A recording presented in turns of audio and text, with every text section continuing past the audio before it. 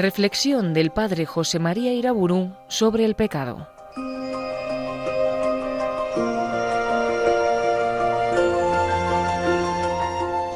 En el nombre del Padre, del Hijo y del Espíritu Santo. Voy a hablar en varias conferencias sobre el tema importantísimo del pecado. Dios es misterio para el hombre. Y siendo el pecado rechazo de Dios, por eso mismo el pecado es un misterio. Mysterium iniquitatis. Es un misterio de horror que conocemos en la medida en que tenemos conocimiento de Dios.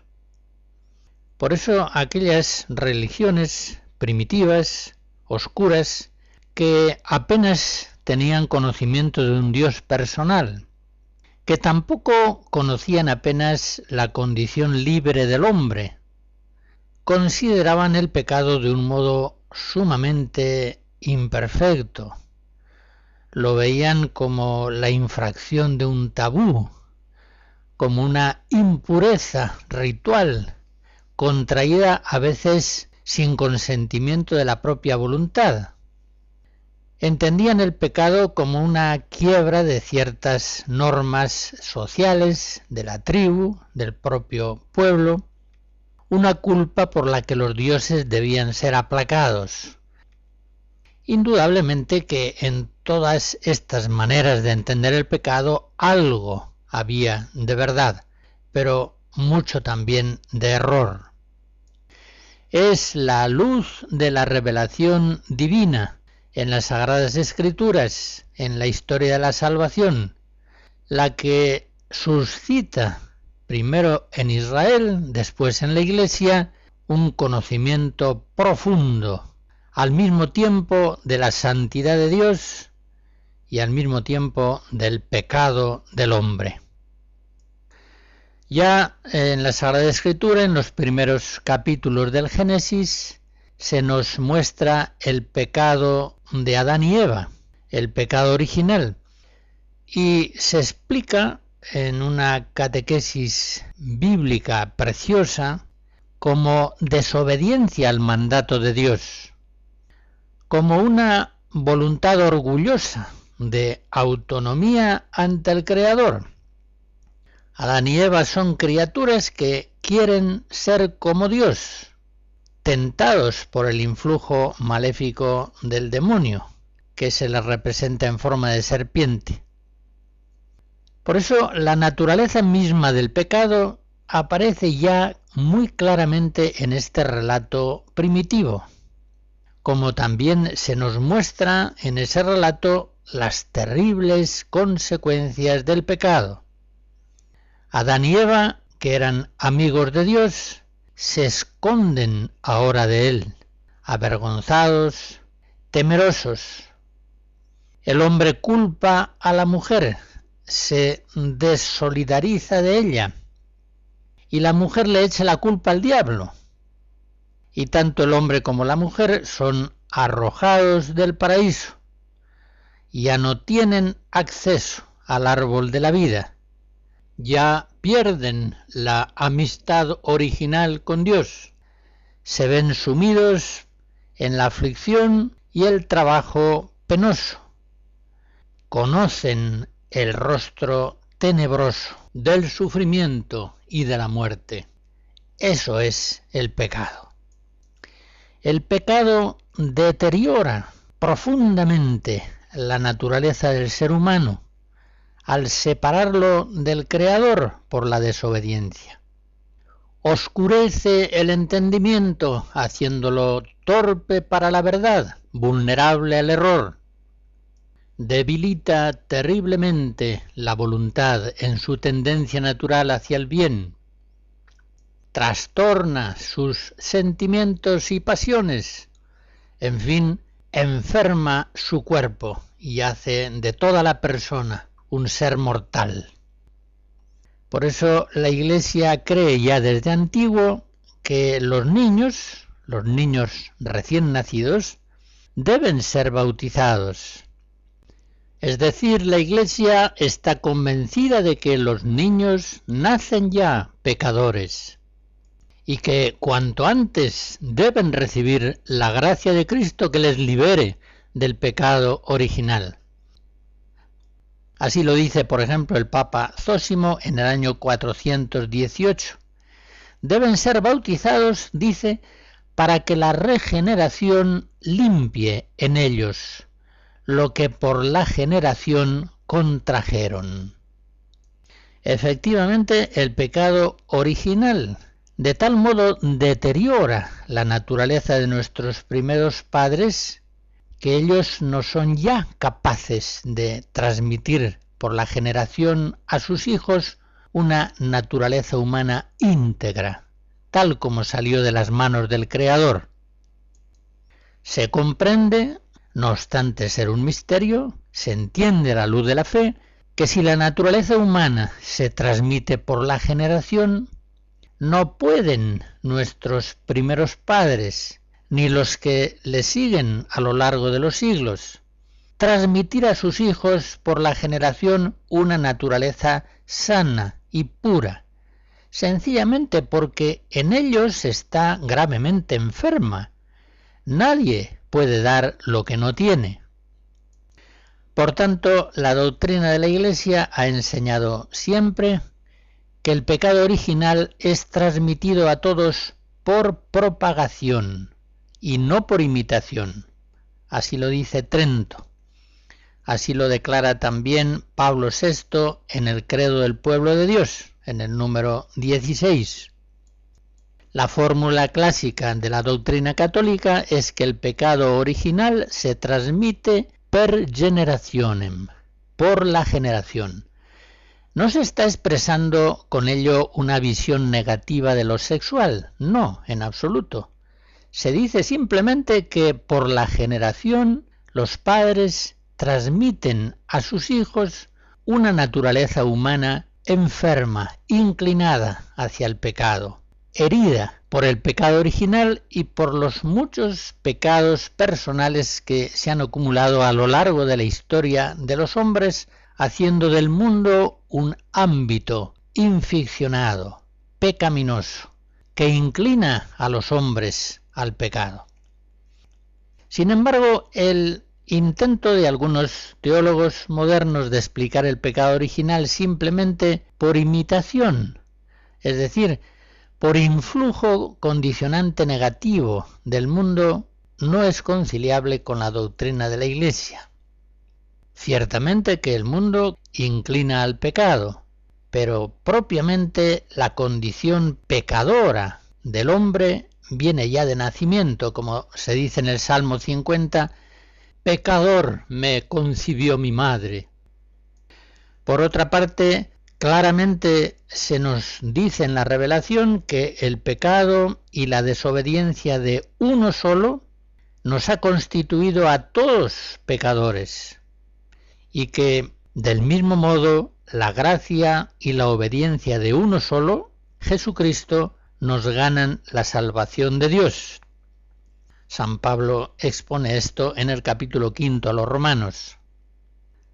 Según eso, para la Iglesia el pecado original es algo mucho más profundo que la mala influencia que el mundo pecador lleva al corazón del hombre desde su nacimiento. El pecado original es otra cosa incomparablemente más grave. Es algo que afecta a la misma naturaleza del hombre y de cada hombre, y que se transmite, como hemos dicho, por generación. San Pablo, por ejemplo, en Romanos 7, nos explica el drama del hombre cuya condición nativa, original, es ya pecadora.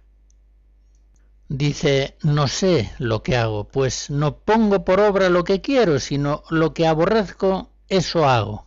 Y concluye, es el pecado que mora en mí. Nosotros no somos discípulos de Juan Jacobo Rousseau, que enseñaba el hombre es bueno por naturaleza, pero es la sociedad, con sus condicionamientos negativos, la que lo hace malo. Nosotros creemos en la enseñanza de nuestro Señor Jesucristo, somos discípulos suyos, y de los apóstoles. Y Cristo se ha encarnado, ha predicado el Evangelio y ha muerto en la cruz para salvarnos de un pecado que afecta a todos y a cada uno de los hombres. Un pecado ciertamente que irradia en el mundo y que va construyendo el pecado del mundo, que a su vez condiciona negativamente la conducta moral de cada persona que viene a este mundo. Todo el hombre, su naturaleza, está enfermo por el pecado. Y todos los hombres son pecadores. Dice el apóstol en Romanos 3, todos, judíos y gentiles, todos nos hallamos bajo el pecado. Por tanto, que todo el mundo se confiese culpable ante Dios. Viene a ser lo mismo que aquello del Salmo 13. Todos se extravían igualmente obstinados. No hay uno que obre bien, ni uno solo.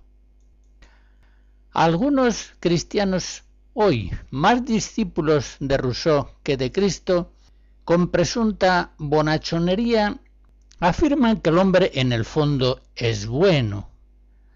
Pero estos cristianos olvidan que también el hombre en el fondo es malo. Recuerden aquellas palabras de Jesús en Mateo 12, vosotros sois malos. O recuerden, si no, aquellas otras palabras de Jesús en la parábola del amigo importuno, en Lucas 11. Si vosotros, que sois malos, sabéis dar cosas buenas a vuestros hijos. Dice Jesús que los hombres somos malos, somos pecadores. El bien ciertamente es más connatural al hombre que el mal.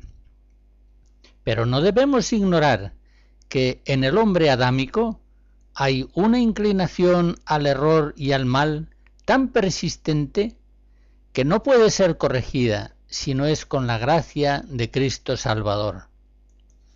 Hoy la ignorancia del pecado original, la ignorancia o prácticamente la negación está muy difundida entre el pueblo cristiano.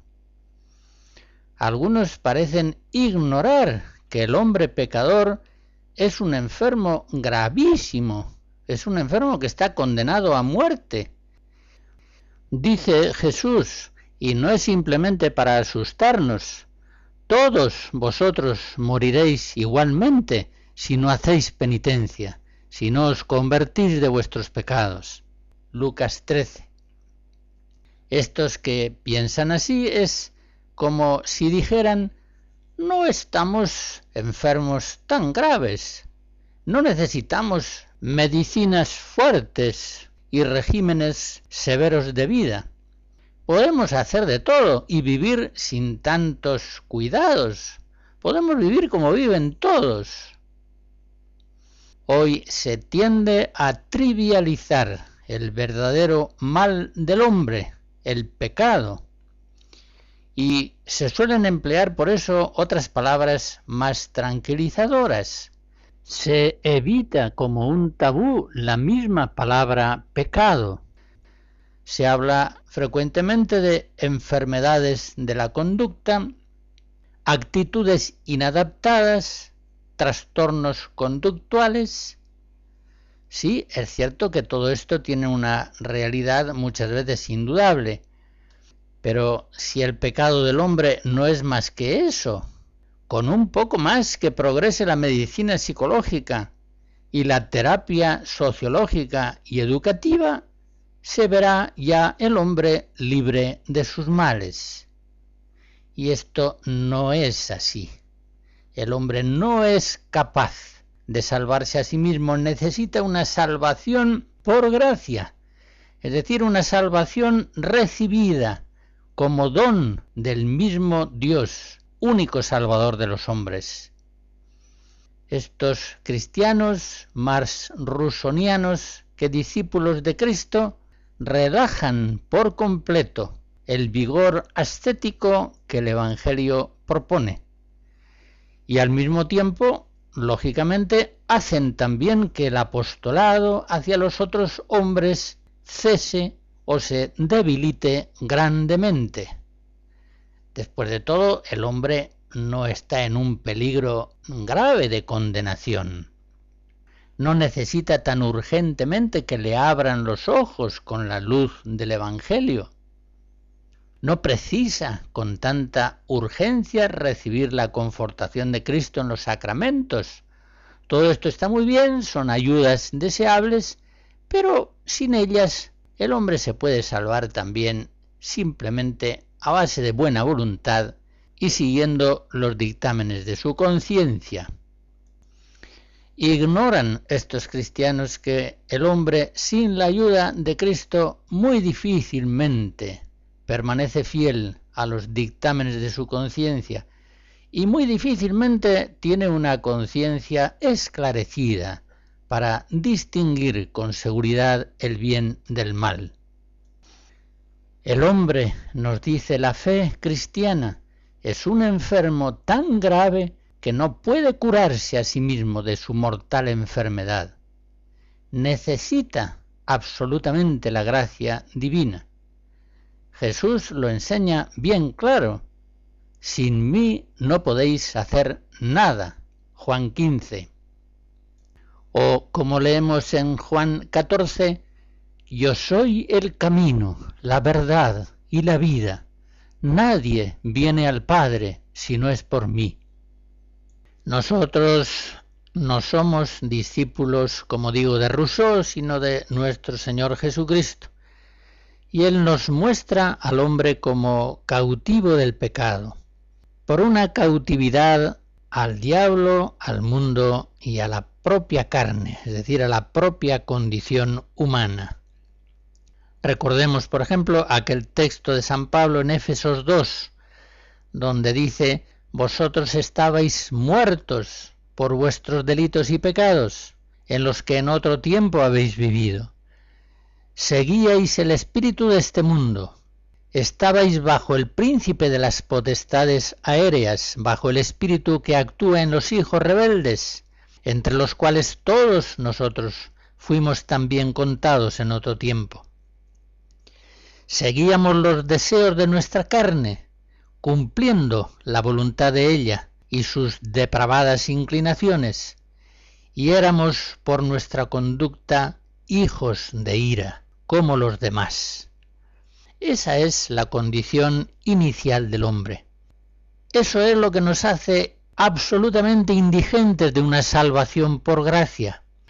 Por eso San Pablo, en ese mismo capítulo 2 de Éfesos, sigue diciendo: pero Dios, que es rico en misericordia, por el gran amor con que nos amó, y estando nosotros muertos por nuestros delitos, nos dio vida por Cristo. Por gracia habéis sido salvados. De Palestrina, compositor de la segunda mitad del 16, escucharemos la Misa Eterna Christi Munera.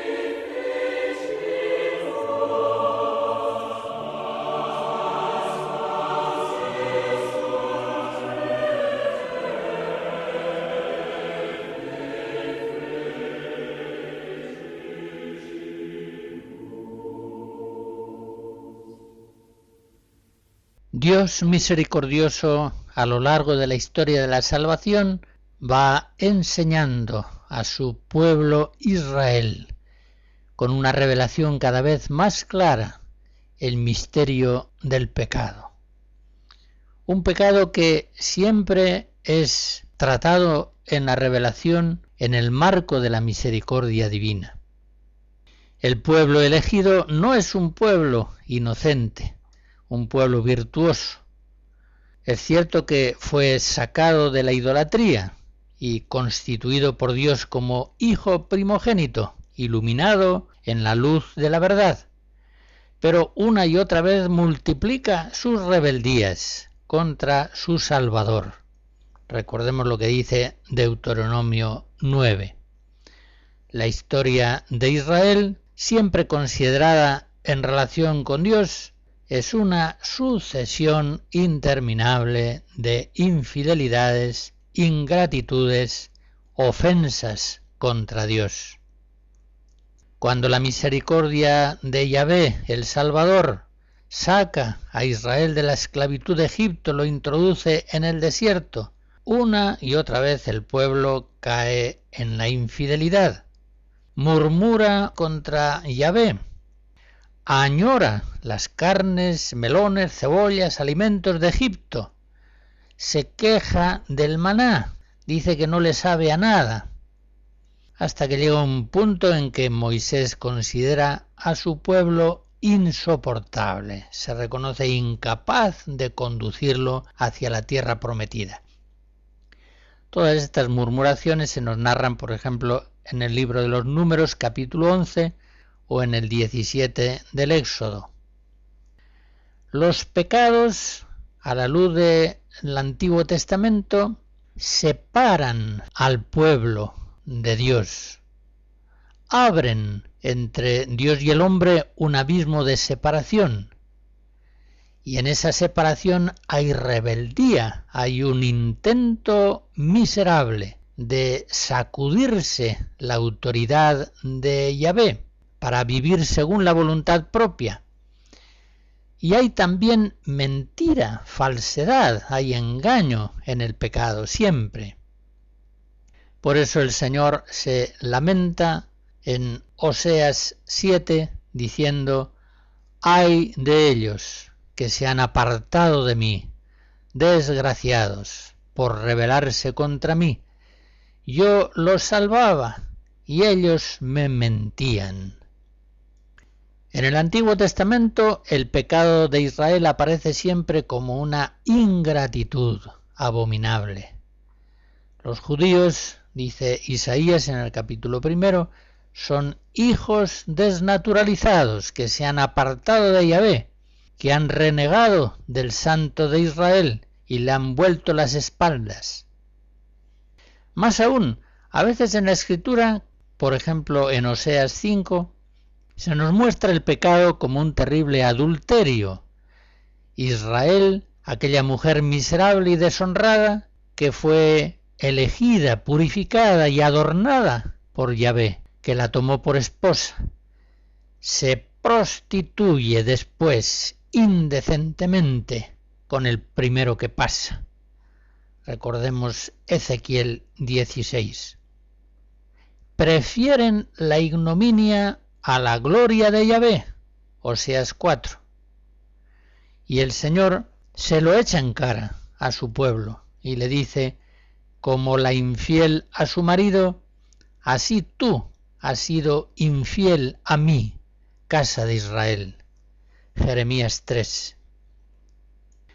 Es pues algo muy patente que nunca en la Biblia se habla del pecado como si solo fuera quebrantamiento moral de unas normas éticas anónimas. Muy al contrario, en la revelación bíblica el pecado siempre es una ofensa contra Dios. Él que nos había dado sus mandamientos con tanto amor, como se dice en Deuteronomio 6, para que fuéramos siempre felices. Y nosotros, rechazando sus preceptos, le rechazamos a Él miserablemente. Como dice el Salmo 50, contra ti solo pequé, cometí la maldad que aborreces. Y, por supuesto, no es que nuestro pecado ofenda a Dios, en el sentido de que logre hacerle daño. Como Santo Tomás explica en la Suma contra Gentiles, Dios no es ofendido por nosotros, sino en cuanto pecando obramos contra nuestro propio bien. Eso es lo que ofende al Creador, ver que su amada criatura se está destrozando por desobedecer sus mandatos. Los hombres, se dice en Oseas 4, perjuran, mienten, matan, roban, adulteran, oprimen, cometen homicidios sobre homicidios. Y efectivamente, como acabamos de observar, esto ofende a Dios porque daña al hombre, que es su amado. Los mismos pecados de blasfemia o idolatría, los mismos pecados que más directamente son contrarios a Dios, ofenden al Señor en cuanto destrozan al hombre mismo. A Dios no pueden hacerle ningún daño nuestros pecados, eso es evidente. Por tanto, si la Biblia nos muestra el pecado como un apartamiento de Dios, nos muestra al mismo tiempo la conversión como una vuelta al Señor. Es la conversión reintegrarse al amor de Dios, volver a la unión con Él, a la fidelidad, a la obediencia.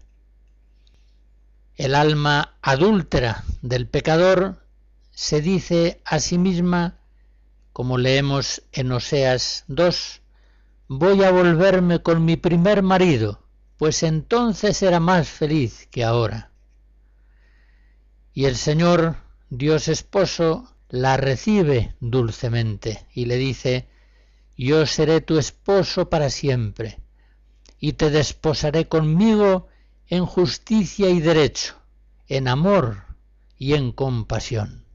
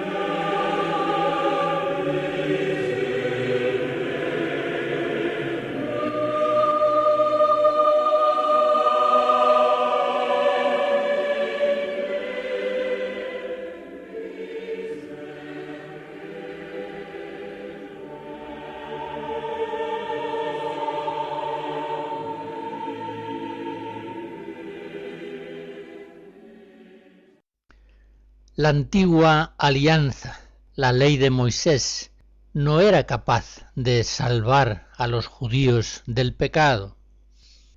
Así lo dice San Pablo en Romanos 7. El precepto que era para vida fue para muerte.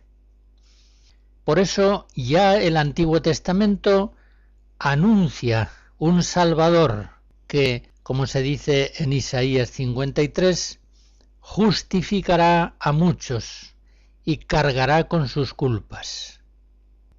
Este Salvador nace de la Virgen María en la plenitud de los tiempos y, como se dice en la primera carta de Juan, capítulo 3, se manifestó para destruir el pecado, y en él no hay pecado, y todo el que permanece en él no peca. Efectivamente, Jesucristo Salvador fue enviado por el Padre para llamar a los pecadores, Marcos 2, o como dice Juan el Bautista en Juan 1, para quitar el pecado del mundo. Esa es la finalidad de la encarnación del Verbo. El pecado había hecho de nosotros, los hijos de Adán, hijos rebeldes, hijos de ira. Efesios 2. Enemigos de Dios. Romanos 5. El pecado había hecho de nosotros esclavos del demonio, del mundo y de la carne.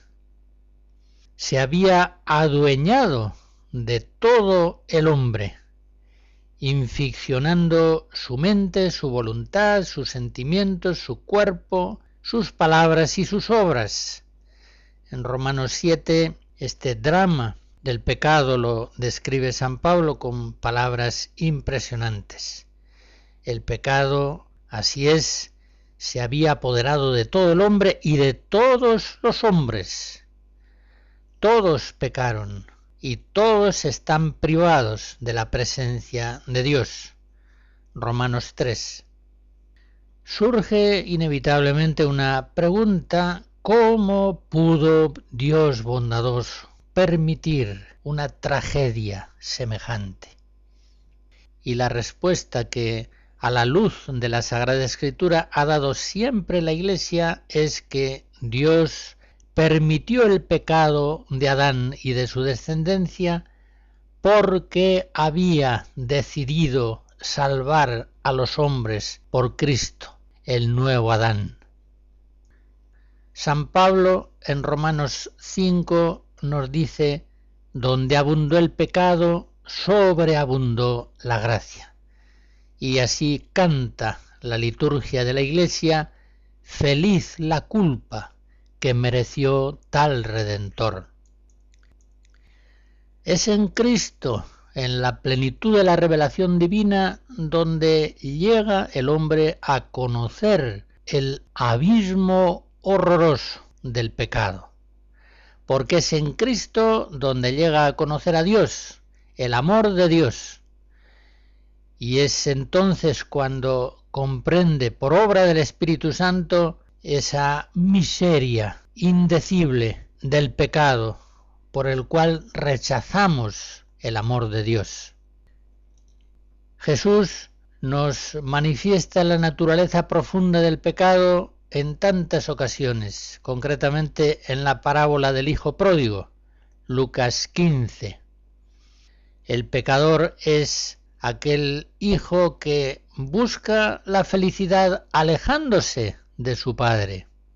Quiere vivir como no hijo y termina en la abyección, termina fuera de Israel, pasando hambre, cuidando cerdos, un animal que para los judíos era impuro. Pero lo más precioso de la parábola del Hijo Pródigo es que no solamente nos manifiesta el horror abismal del pecado del hombre, sino más aún todavía nos revela la misericordia del Padre Celestial, que corre hacia su Hijo para perdonarle y darle un corazón nuevo. En este sentido, Antiguo y Nuevo Testamento coinciden al manifestar la naturaleza del pecado. Lo que trae de nuevo el Evangelio es la revelación suprema de la misericordia del Padre hacia el Hijo, el hombre pecador. Lo nuevo en el Evangelio es esa revelación de la misericordia divina que se nos ha manifestado en Jesucristo. Como antes lo decía, al hablar del pecado a la luz del Antiguo Testamento, igual en el Nuevo, el pecado es separarse de Dios, alejarse de Él, más o menos. El pecado es buscar el propio bien al margen de Dios, más aún contra Dios. Por tanto, siempre hay en el pecado un renegar de la propia condición filial en referencia a Dios. Este misterio de horror se da en cualquier pecado. Supónganse ustedes una mujer casada que se siente infeliz en su situación y llega un momento en que abandona a su marido y se junta con otro hombre en adulterio porque trata de ser feliz. Trata de ser feliz alejándose de Dios. En este pecado horrible de adulterio, lo peor no es esa situación de fornicación habitual. Lo peor es que esa persona trata de vivir, intenta realizarse separándose de Dios. Ese es el corazón mismo del pecado. Por eso Santo Tomás de Aquino en la Suma nos dice que el pecado mortal implica dos cosas. Por un lado, separación de Dios y por otro, dedicación al bien creado. Pero la separación de Dios, aversio a Deo, ese es el elemento formal del pecado. Y la dedicación a las criaturas, conversio ad creaturam, es el aspecto material. El pecado efectivamente es rechazar un don de Dios, y de este modo es rechazarle a Él mismo. Piensen que en Dios, como dice San Pablo, Hechos 17, en Dios vivimos y nos movemos y existimos. Por tanto, de Él vienen a nosotros continuamente impulsos de naturaleza y de gracia. Todo buen regalo, todo don perfecto viene de arriba, desciende del Padre de las luces. Santiago 1. Pues bien, siempre que nosotros pecamos, rechazamos en mayor o menor medida estos dones que fluyen continuamente de Dios hacia nosotros. Y el pecado será mortal cuando el don rechazado es necesario para vivir con Dios. El pecado, en cambio, será venial si el don que rechazamos es conveniente, pero no estrictamente necesario para vivir en unión con Dios. En Dios vivimos, nos movemos y existimos. Parece pues que cuando la criatura por el pecado se vuelve contra el Creador, tendría que desaparecer, recaer en la nada, porque trata de desvincularse de aquel que es para él fuente de vida, movimiento y existencia. Volviendo al ejemplo anterior de la esposa adúltera, Dios quería conceder a aquella esposa que vivía de modo infeliz en su matrimonio, quería concederle la gracia de permanecer fiel a su marido, participando así de la cruz de Cristo. Y de este modo crucificado quería configurarla más y más a Jesús, santificarla. Pero ella, entregándose al adulterio, no ha querido recibir esa gracia. Ha rechazado el don de Dios. Ha desbaratado el plan de santificación que el Señor tenía sobre ella. Ha rechazado la cruz y de este modo ha rechazado vivir la vida del Cristo glorioso, que esa es la vida cristiana.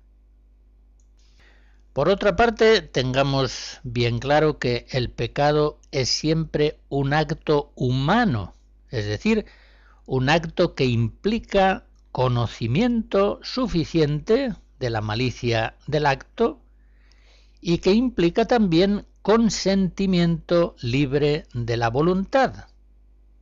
Es decir, que si no hay suficiente advertencia y deliberación, consentimiento, no se produce el pecado. Sin plena advertencia y deliberación no puede haber pecado mortal, aunque la materia del acto sea una materia grave.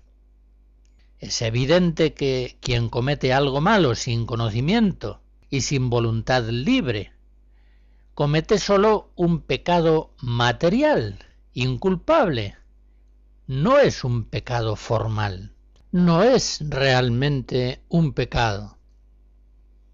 Recordemos también, por otra parte, que hay pecados positivos de comisión, pero los hay también pecados negativos por omisión de actos debidos.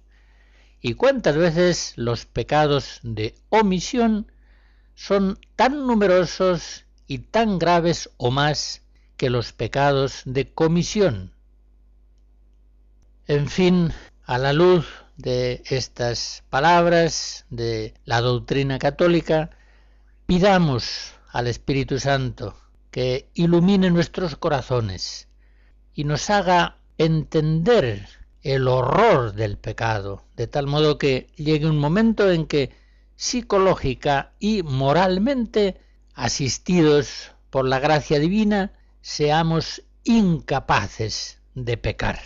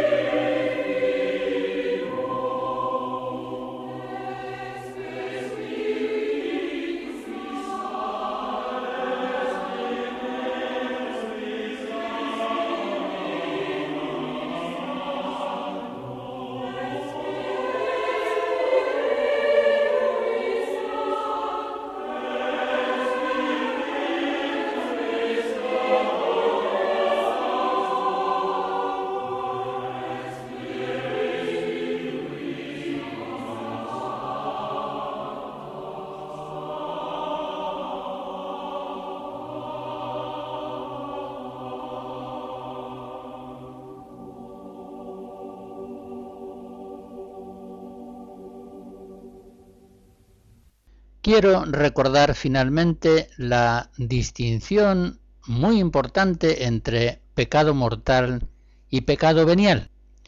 Juan Pablo II, en la exhortación apostólica Reconciliatio et Penitencia del año 84, en el número 17, exponía los fundamentos bíblicos y doctrinales de esa distinción entre los pecados mortales, que son aquellos que llevan a la muerte, aquellos que quienes los cometen no poseerán el reino de Dios, 1 Corintios 6, y pecados veniales, también llamados pecados leves o cotidianos, Santiago 3, pecados que ofenden a Dios, pero que no separan de Él, que no nos matan, que no hacen que perdamos la vida de la gracia.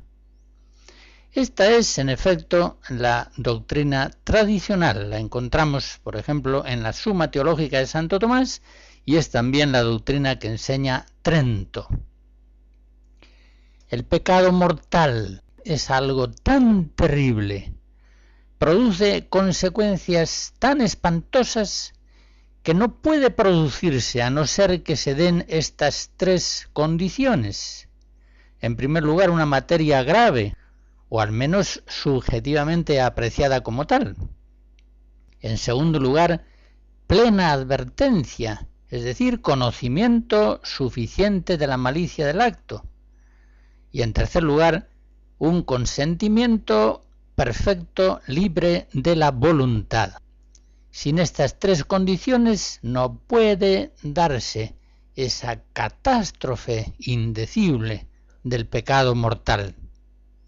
Ahora bien, un solo acto, si reúne esas condiciones, puede ser verdaderamente mortal, puede realmente separar de Dios, es decir, puede causar la muerte espiritual del pecador. La maldad del pecado mortal consiste en que rechaza un gran don de Dios, una gracia que era necesaria para mantenerse vivo en la vida sobrenatural. El pecado mortal rompe la amistad vivificante que había entre Dios y el hombre, Por su parte, el pecado venial rechaza un don menor de Dios, algo que no es imprescindible para mantenerse vivo en la vida sobrenatural. El pecado venial no produce muerte, produce enfermedad y debilitamiento de la persona. No separa al hombre de Dios completamente, pero sí lo distancia. Un pecado puede ser venial por la misma levedad de la materia o bien por la imperfección del acto, cuando el conocimiento y la libertad en él no fueron plenos, perfectos. Conviene recordar, sin embargo, que no siempre el pecado venial es sinónimo de pecado leve, apenas culpable, pecado sin importancia. Tengan en cuenta que si el pecado venial es enfermedad y el pecado mortal es muerte, puede haber enfermedades muy graves que nos colocan al borde de la muerte. Les recuerdo un texto de Santa Teresa de Jesús muy expresivo en el Camino de Perfección, capítulo 71. Dice allí: pecado, por chico que sea, que se entiende muy de advertencia que se hace, Dios nos libre de él. Yo no sé cómo tenemos tanto atrevimiento como es ir contra un tan gran Señor, aunque sea en muy poca cosa. Y eso viendo que nos está mirando. Que esto a mí me parece que es pecado sobrepensado. Como quien dijera: Señor, aunque os pese, haré esto, que ya veo que lo veis y sé que no lo queréis y lo entiendo. Pero quiero yo más seguir mi antojo que vuestra voluntad. Y concluye la santa diciendo que en cosa de esta suerte hay poco, a mí no me lo parece, sino mucho y muy mucho. Por otra parte, cuando los pecados veniales no se valoran suficientemente, se menosprecian como si no fueran nada, viene la reincidencia, el hábito malo. La reincidencia desvergonzada agrava aún más la culpa. La repetición consentida de pecados veniales, aunque sean leves, va formando un vicio, un apego desordenado que nos va inclinando cada vez más hacia el pecado mortal y haciéndonos más y más vulnerables a las tentaciones. En fin, además del pecado mortal y del pecado venial, grandes autores teológicos y espirituales nos hablan de las imperfecciones, por ejemplo el mismo San Juan de la Cruz. La imperfección suele definirse como una deliberada omisión de un bien mejor. Es decir, la persona, pudiendo hacer un bien mayor, elige hacer un bien menor. Podríamos preguntarnos, ¿realmente esta imperfección es pecado propiamente? Algunos piensan que la imperfección es una obra buena, aunque no sea una obra perfecta. Otros hay, y nosotros con ellos, que consideran que es un pecado venial, aunque sea un pecado venial muy leve. Pero no entraremos más adentro en esta discusión.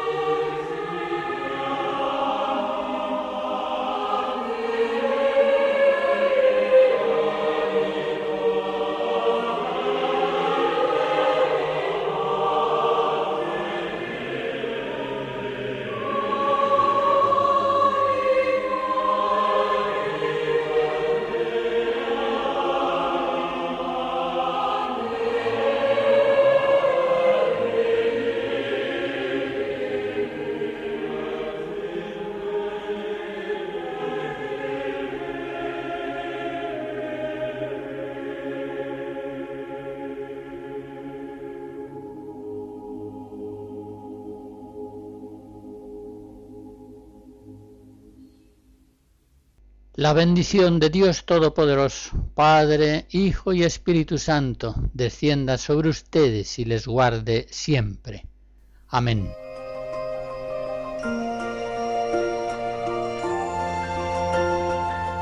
Así finaliza en Radio María una reflexión del Padre José María Iraburu sobre el pecado.